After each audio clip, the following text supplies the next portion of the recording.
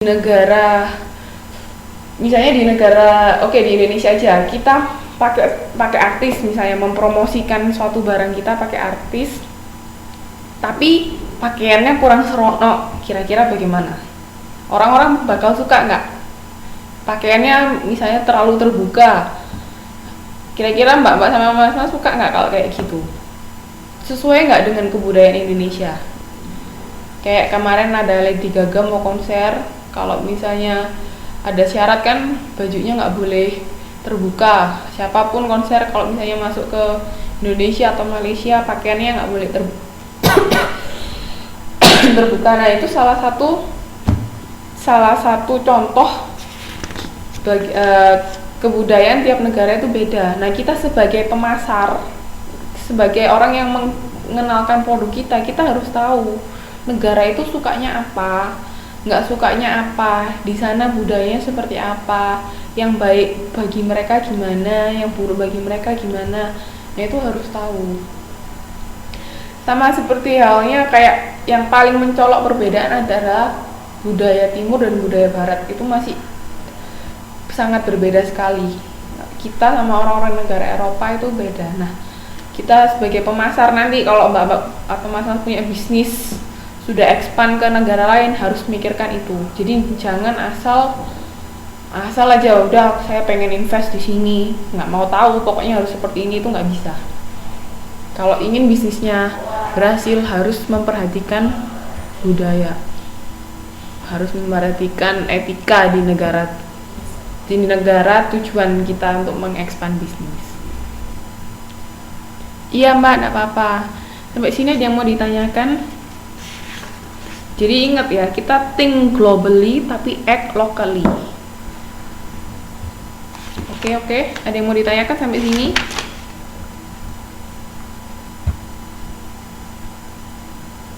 Nah ini perbedaannya, ini nilai dan budaya, nilai dan sikap berbeda secara lintas budaya, tata krama dan kebiasaan tadi kan, budaya materi dan estetika.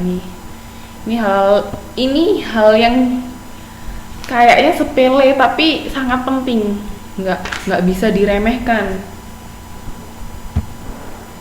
Ada yang mau bertanya sampai sini? Halo?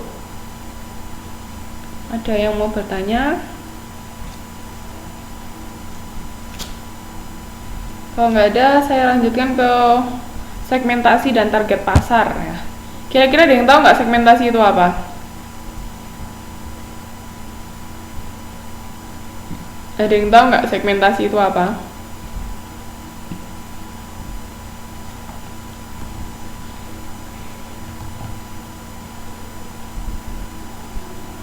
Halo? Pembagian apa?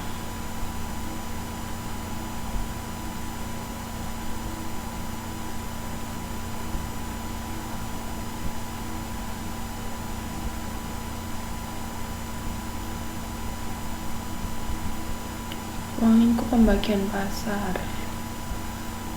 Segmentasi apa mbak?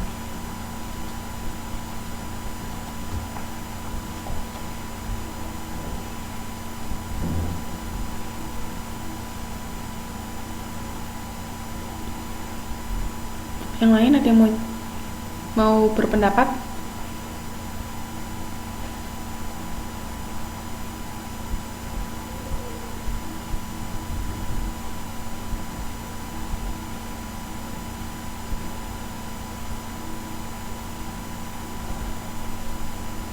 Dan ada yang mau?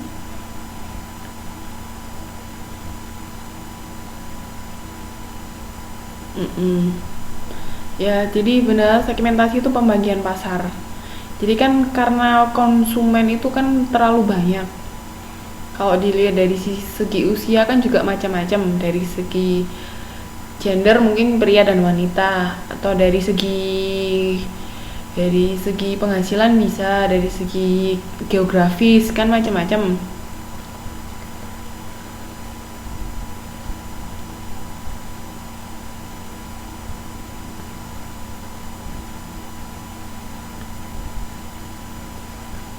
Nah, karena kita konsumen itu terlalu bervariasi, terlalu banyak ketidaksamaannya. Makanya ketika kita menghasilkan suatu produk, kita harus mensegmenkan konsumen kita. Jadi kita membagi konsumen itu tadi, pembagian pasar itu benar. Misalnya gini, kita punya misalnya kita mau buka karaokean ya. Karaokean kira-kira yang cocok, yang bakal mau datang ke tempat karaoke siapa? Andai kata saya mensegmenkan karaoke ini untuk kakek-kakek sama nenek-nenek, kira-kira cocok nggak? Kakek-kakek, nenek-nenek usia di atas 70 tahun misalnya. Usianya di atas 70 tahun. Masuk akal nggak kira-kira segmentasi saya?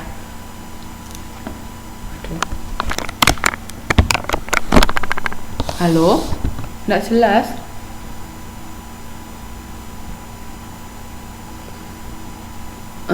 Iya, nggak masuk akal kan? Halo? Dengar suara saya nggak? Masih kresek-kresek?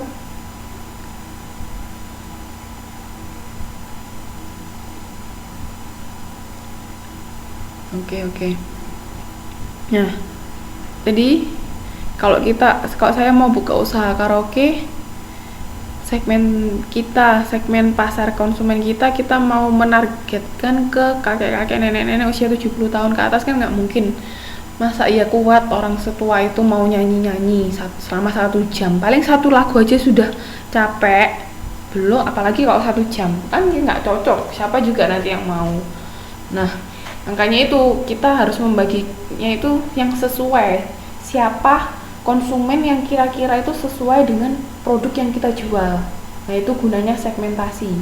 Jadi kita bagi pasar itu yang harus sesuai sama produk kita. Jangan sampai kita salah sasaran. Kalau salah sasaran ya nggak mungkin laku produk kita. Nah, ini ada hubungan segmentasi, positioning, dan marketing mix.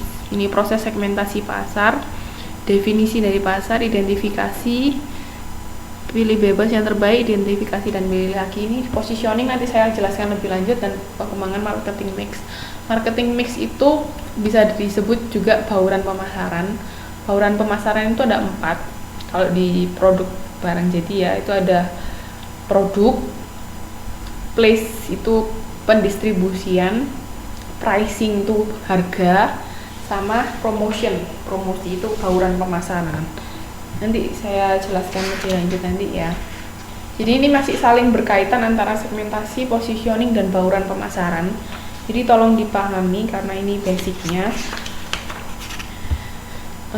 Saya lanjutkan.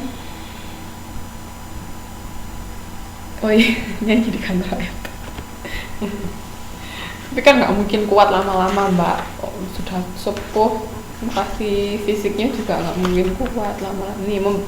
Ini artinya ya, membagi pasar menjadi kelompok pembeli yang terbedakan dengan kebutuhan, karakteristik, atau tingkah laku yang mungkin membutuhkan produk yang berbeda. Oke. Ini artinya. Terus ini alasan dilakukan segmentasi pasar. Semakin maju kehidupan manusia, semakin heterogen. Kayak yang saya tadi bilang, kita manusia tuh bervariasi, nggak sama, setiap orang beda. Makanya itu perlu dilakukan adanya segmentasi. Semakin maju perekonomian, akan semakin banyak kompetitor yang harus dihadapi oleh perusahaan.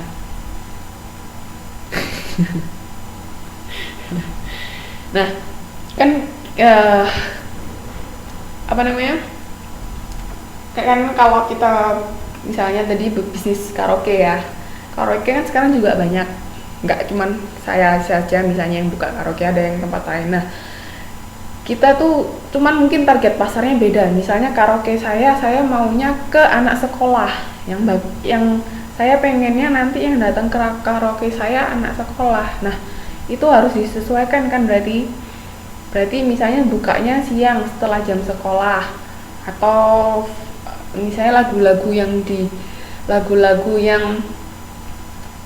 disediakan, lagu-lagu yang cocok, yang lagi booming pada saat ini untuk anak sekolah misalnya. Terus ada misalnya ada tambahan jajan-jajanan yang kalau anak sekolah suka. Nah, itu target saya, segmen saya. Nah, mungkin persaing saya targetnya, segmentasinya pengennya ke orang-orang yang sudah kerja, otomatis mereka bukanya lebih malam, mungkin bisa bukanya jam 6 ke atas setelah orang pulang kantor. Nah, itu kan karena semakin banyaknya pesaing, jadi